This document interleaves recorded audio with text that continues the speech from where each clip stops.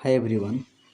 तो आज हम लोग क्लास 10 का साइंस है न्यूमेरिकल करेंगे, जो बहुत ही इंपॉर्टेंट रहेगा। ठीक है, एग्जाम में पूरा आने वाला ही क्वेश्चन रहेगा ये। देखिए 2022 में क्वेश्चन पूछा हुआ है, ठीक है, तो 2024 में जरूर पूछेगा, इसीलिए आप लोग इसको अच्छा से कर लेंगे, ठीक ना। देखिए ये क्वेश्चन बनाने के लिए ना बहुत ईजी क्वेश्चन होता है ये सब। यह प्रतिरोधों के संयोजन से क्वेश्चन है, ठीक है ना। तो पहले इसमें कुछ फार्मूला को पहले हम बता देते हैं, उसके बाद हम लोग न्यूमेरिकल में चलेंगे, ठीक है। तो देखिए प्रतिरोधों का संयोजन में क्या होता है, प्रतिरोधों का संयोजन,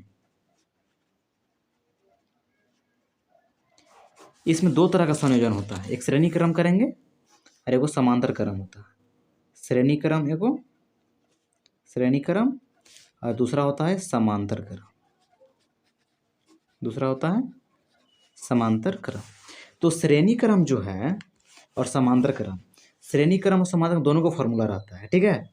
तो श्रेणी क्रम का फॉर्मूला होता है R equal to R1 plus R2 plus R3। मतलब श्रेणी क्रम डायरेक्ट जोड़ते हैं और यहाँ पर छोटा सा एस लिख देते हैं, क्यों? क्योंकि सेरीस है, सेरीस एस मतलब सेरीस हो गया। श्रेणी क्रम के लिए क्या होता है, एस होता है, और समांतर के लिए पैरेलल पी लिखते हैं क्रम में। और इसको बाटा में इसका फॉर्मूला होता है 1/RP equal to 1/R1 plus 1/R2 plus 1/R3। ये इसका बॉटम होता है। तो प्रतिरोधों का दो तरह संयोजन होता है, श्रेणी क्रम समांतर क्रम, दोनों का ये फॉर्मूला होता है।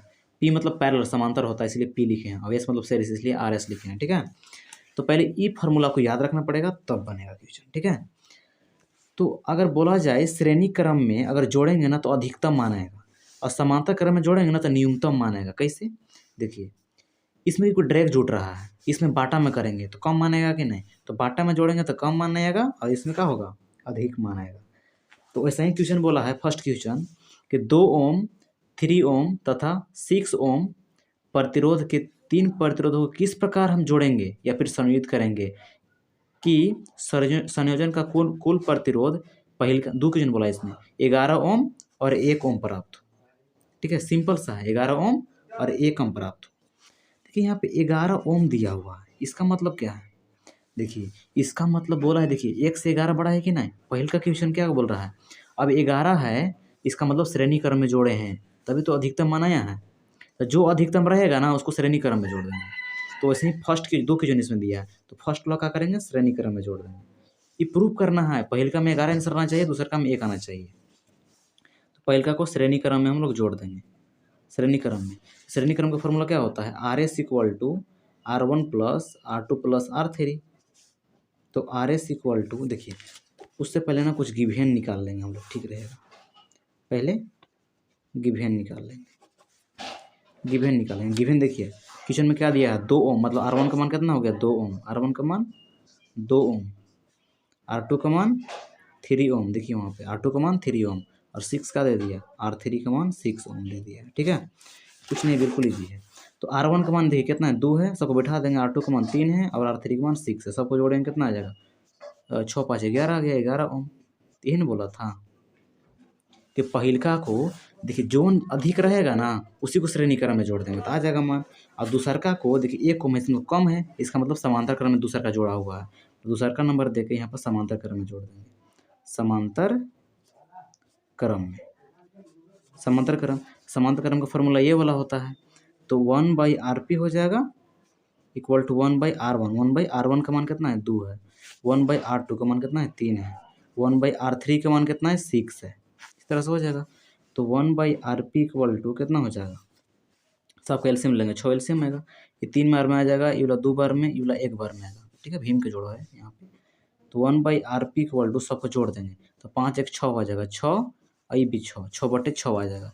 इसको काट देंगे तो कितना आ जाएगा हम लोग का, 1 बार में भी गया, 1 बार में ई भी गया। तो 1/RP इक्वल टू कितना आ जाएगा, 1/1 आ जाएगा ना। इसका मतलब RP का मान कितना आ जाएगा, 1 ओम आ जाएगा, नहीं आ गया। RP का मान कितना आ गया, 1 ओम ही है ना। RP का जगह नहीं था, कम जगह की वजह से ऐसा हो गया, ठीक है। RP का मान कितना हो गया, 1 ओम हो गया, तो हम लोग का यही आंसर आ गया, ठीक है। RP का मान कितना आ गया, 1 ओम आ गया। या फिर देखिए यहाँ पर लिख देते हैं ऐसा करके, देखिए यहाँ पर ऐसा था ना कि 1/RP इक्वल टू 6/6 था, इसको एक बार में काट दिया, इसको एक बार में कर दिया, सब कट गया तो कितना आ जाएगा, RP का मान एक ही ना रहेगा, तो 1 ओम हो गया। ऐसे भी हम समझ सकते हैं, ठीक है, 1 ओम हो गया। तो क्वेश्चन में कुछ नहीं, R1 का मान 2 था, R2 का मान 3 ओम था और R3 का मान 6 ओम था। और सबको हम लोग क्या कर दिए, जिसका अधिकतम मान रहता है उसको श्रेणी क्रम में जोड़ते हैं। तो पहले का श्रेणी क्रम में जोड़ेंगे, दूसरा का समांतर क्रम में जोड़ेंगे, क्योंकि रीजन यहाँ पे श्रेणी क्रम में डायरेक्ट जुड़ता है, समांतर क्रम में बटन में जुड़ता है, इसीलिए कम उसका मान आता है, ठीक है। तो ये क्वेश्चन है, आप लोग के ये क्वेश्चन रहेगा कि आप लोग खुद से बनाएं, ठीक है।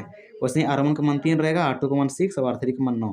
पहले का 18 आंसर आना है, दूसरा को 18/11 ओम मानना है। तो पहले का कितना आंसर आ जाएगा, 1 ओम। पहले का को श्रेणी क्रम में जोड़ेंगे, दूसरे को समांतर क्रम में जोड़ेंगे, हो जाएगा ना। इस टाइप से आप लोग इसको बनाइए। वीडियो अच्छा लगा तो लाइक कीजिए, सब्सक्राइब कीजिए।